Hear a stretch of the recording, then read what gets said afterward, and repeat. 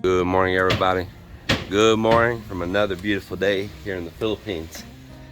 Well, it's Friday, the day after Thanksgiving. Man, what a great day it was yesterday.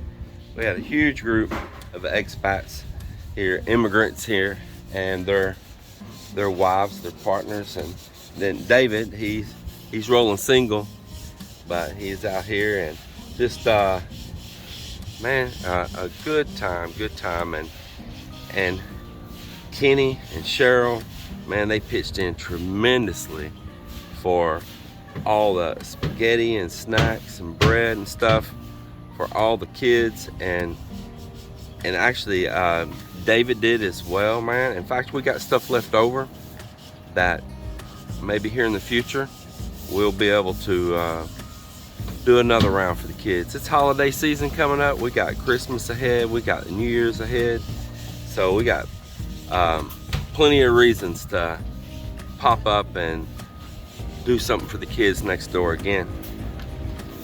I was reading through all y'all's comments this morning and all me posting that video. You are really some great people. You are. It's kind of funny. There's just one person. There's always got to be the one in the class, right? And said, kids, you know, no fruits, no vegetables. I'm like, what, man? Y'all must not realize, this one person, not y'all, this one person must not realize life here. These kids over here next door, their daily staple is pretty much rice and some dried fish. They don't have a budget for much else. They might eat some water spinach. Maybe if they're lucky and they get some malunggay or something off a tree and make some other dish, but it's pretty much fish and rice. The end. Maybe some crackers, and it's just the truth, you know. And so they're not worried about whether they're going to get fruits and vegetables. They're more concerned just for being happy and excited for that day. And that's the way life is here a lot. They're looking at the short term, not the long term.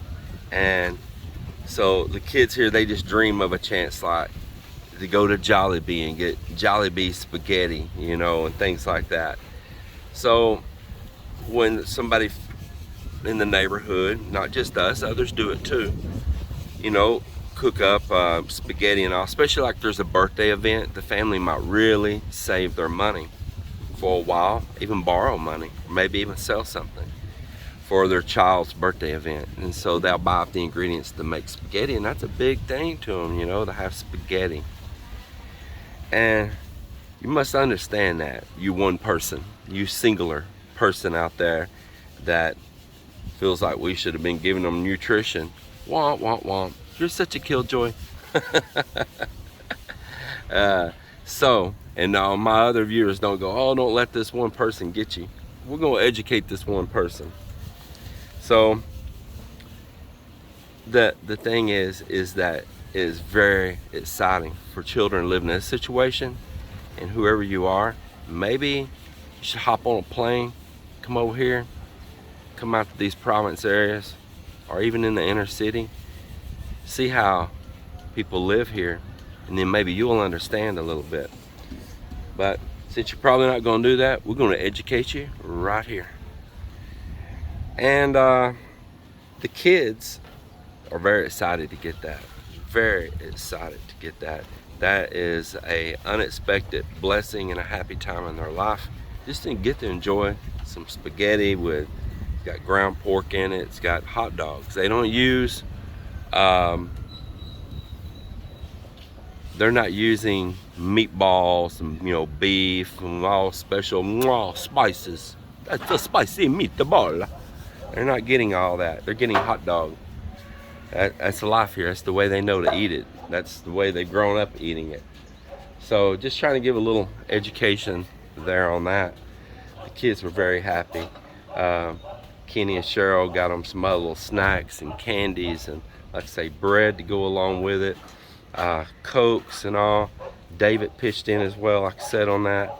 The family here, my workers, Melinda's family, all got together and mop and all, and help cook all that. And then I want to give another appreciation I want to give appreciation to Ray and his wife, Ray Shepherd. He's the one that was in the Santa Claus suit. Ray went and bought, and his wife, him and his wife, they went and bought all of the containers and stuff that the kids ate with, you know, the utensils and stuff for the children, that we were able to divide that up evenly amongst the kids and all. And plus Ray making them happy with Santa Claus being here. So thank you so much, Ray, for doing that as well. It's back to a work day here. I got this top poured right here. Now knock off all this little slag everywhere. It just crumbles off. But this is gonna be nice. So when we get this tile, everything, and trimmed out, it'll look really good. It's gonna be nice because people will be able to sit right here once we have a roof on. Little bar stools, same thing over there. Hang out, man.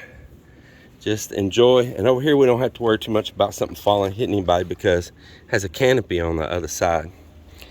And it's just gonna be a really nice spot once a roof's up here on this, to sit here and chill, man.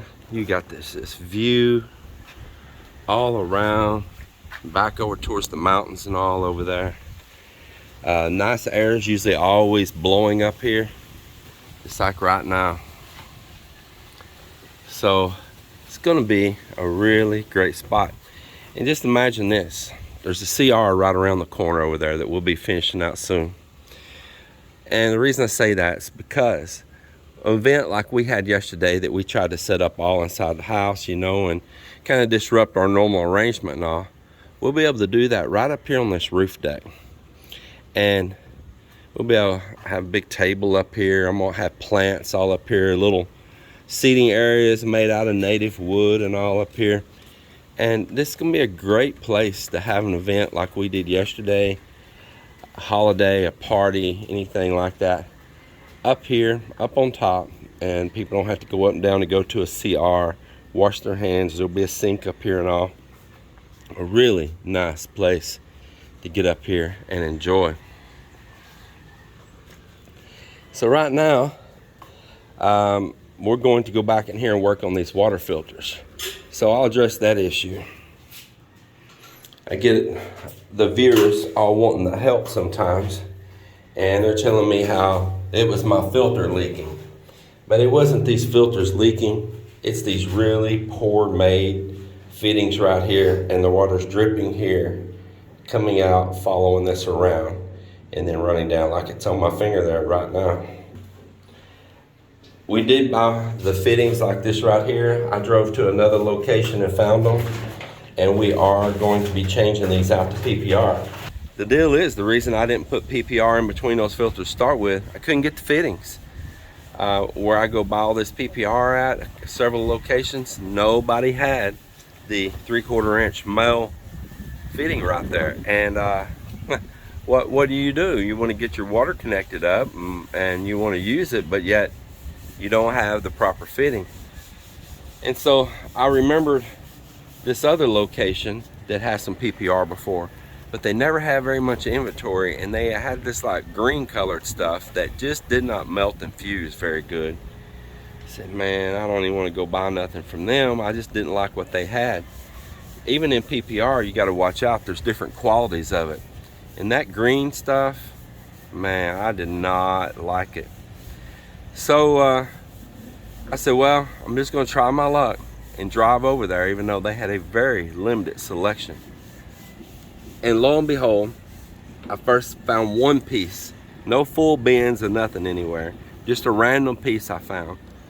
So I started digging through their bins even more, and I found a male and a female one screwed together. So now I had two pieces.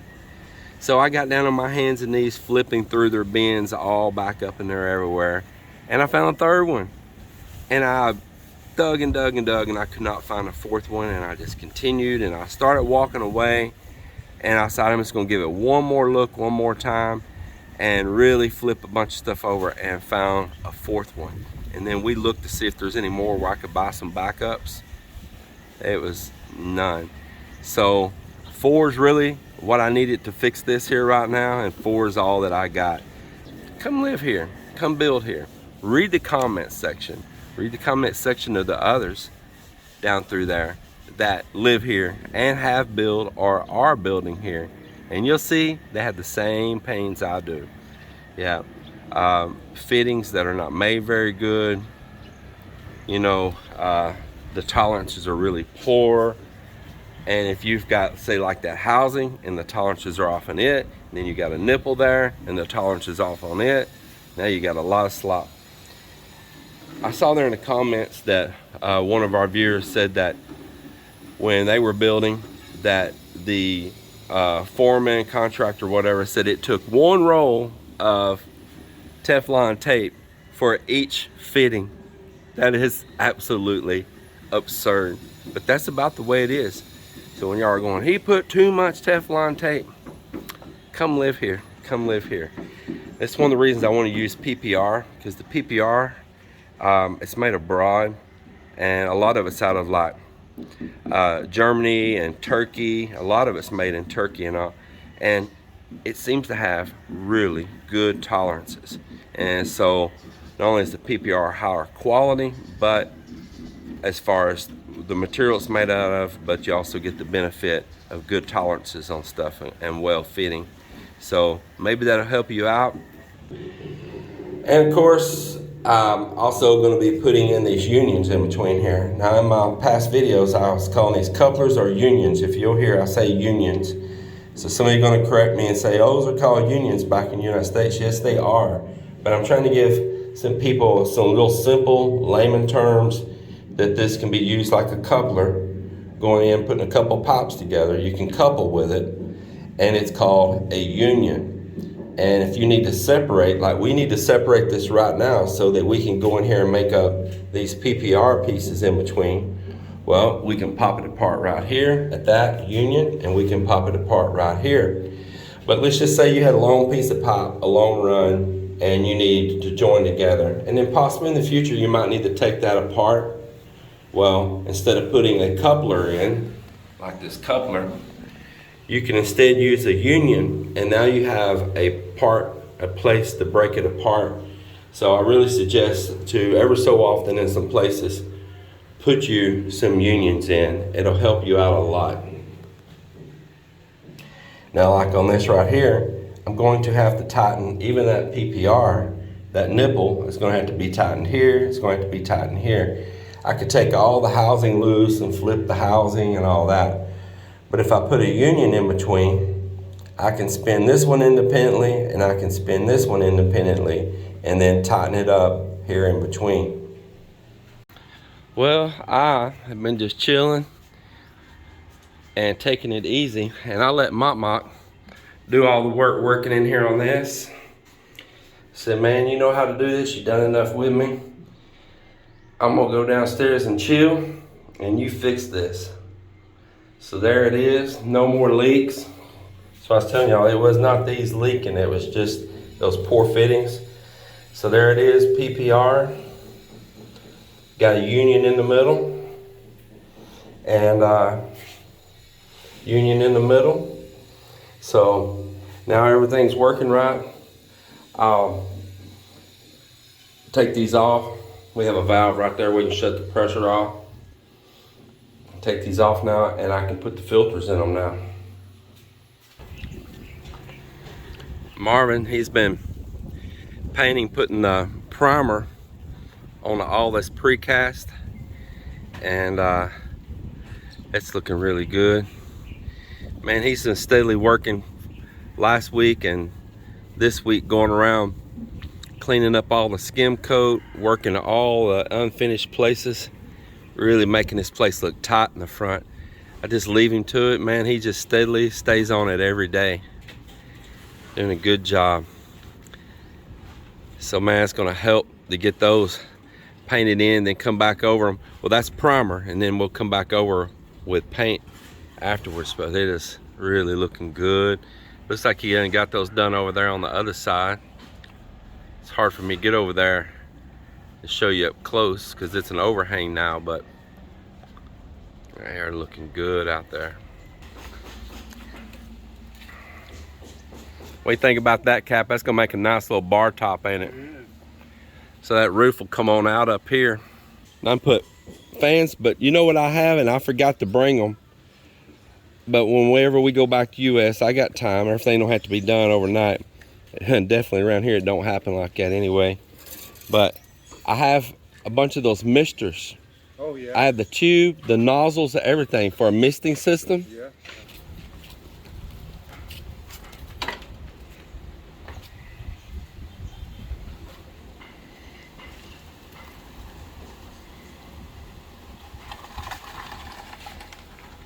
So they got this one poured.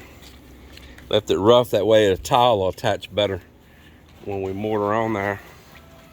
Man, that is awesome, awesome. Mock's preparing for a little ledge that we're gonna just put on one side, not wide like that. It's gonna be a small, just ledge on the top to cap that, and a small ledge like we did on the opposite side of the house. So I'm up here in Citi Hardware right now, and I wanna show you about these water filters here.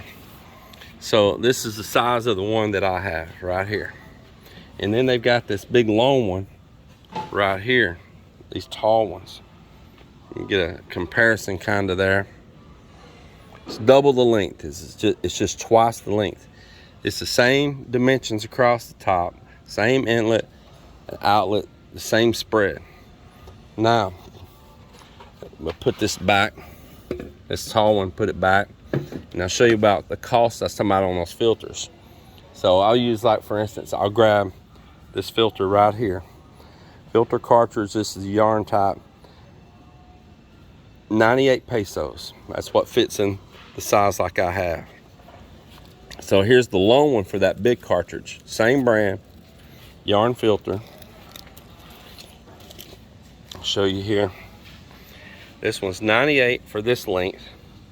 This other one's just twice the length, you see. It's just like two of those, but yet it's 540 pesos. You see the difference right there? Same filter. So two of these, it's basically 200 pesos. And this one, 540 pesos. So that's why we was talking about it's a whole lot cheaper filter-wise to go with the short one, because you can buy a whole lot more of those and replace than what this long one is. I don't get what the big price difference is. Just don't get it. It's the same filter, and it goes on with the other cartridges as well. Let's see. I hadn't even priced this yet. Let's see how long the carbon one is. Is this a carbon one here? CTO. Feels like it is. It's heavy. And how much is this one, Cap? That is 515. 515. And the small one's 135.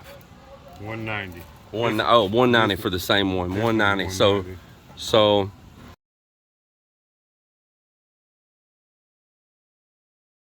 it's going to be a whole lot more money for a longer filter.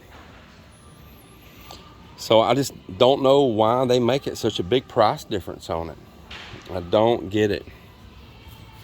But I'm going to stick with what I'm doing and buy the short filters. Let's look at the difference of prices of the housing. So that looks like it's about the same maybe. This housing here, I don't have my glasses on, does that say 4 something? This particular one is $9.99. That one is? Yeah, this one is $5.98. Well, that's crazy. This has got a brass insert and this one's straight on plastic. These are or that one's the one I bought. Yeah, it's definitely $9.99. Well, that's odd. I don't know why it would be double the price, and they look the same, other than this one's actually got brass inserts and this got plastic thread. Yeah. Huh. And that one down there was how much for this one? You see a price tag on it? I don't see it, so I can't give a price comparison. There's one behind it, isn't there? This one's 1,001. Yeah, 1,100 for that blue one there, but the clear one, oh, there's a clear one behind it. Can you see on that box if it shows a price? Slide that box out of there maybe. Yeah, right there on top. 2,118.50. Wow, so that long clear one right there is 2,000 and something pesos. So you can buy a lot of these other housings for what that one housing, and then you're going to pay a whole lot more money for the filter also. So that's why I went with the short ones, even if I had to put more of them. Just change filter more often, but at least it's a whole lot less money. Bought me a sewer snake to have on hand, and I was one window, still hadn't put on one of the guest rooms, and I bought the window, and it's actually went down in price. Several hundred pesos cheaper than what they were here a while back.